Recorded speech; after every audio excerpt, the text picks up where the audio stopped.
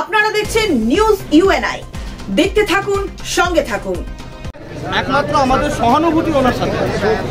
মুখ্যমন্ত্রী 9 আগস্টের ঘটনাকে মাথায় রেখে আমার মনে হয় প্রতিমন্ত্রী যদি বলতেন তাহলে আমরা কিছু অনেকে এই মুহূর্তে একটা বলে আপডেট, মুখ্যমন্ত্রী বলছেন যে তার সচিবালয় সূত্রে একটা জানা যাচ্ছে এখনো পর্যন্ত তিনি অপেক্ষা করবেন, এখনো আরো রাত্রি পর্যন্ত। আমরা তো 31 দিন অলরেডি অপেক্ষা করেই আছি।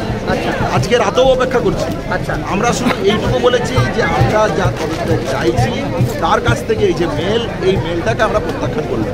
কিন্তু আমরা তো এটা বলিনি যে আলোচনার রাস্তা, সমস্ত রাস্তা বন্ধ হয়ে গেছে। তাহলে আলোচনার রাস্তা এখনো খোলা আছে এবং এই মেলে যে বয়ান ছিল সেই বয়ান নিয়ে আমরা স্পেসিফিক কিছু জায়গা রেখেছি।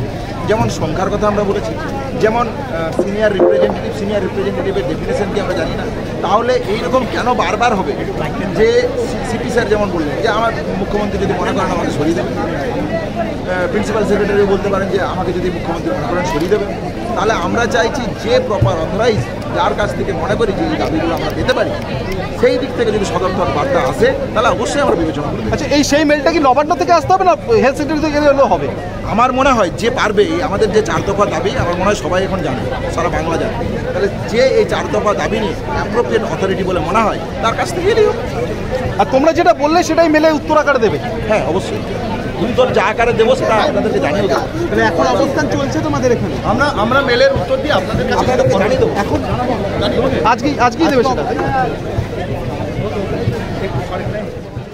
চ্যানেলটি দেখতে থাকুন জিও টিভি, ই বাবা এবং প্লে অন টিভিতে।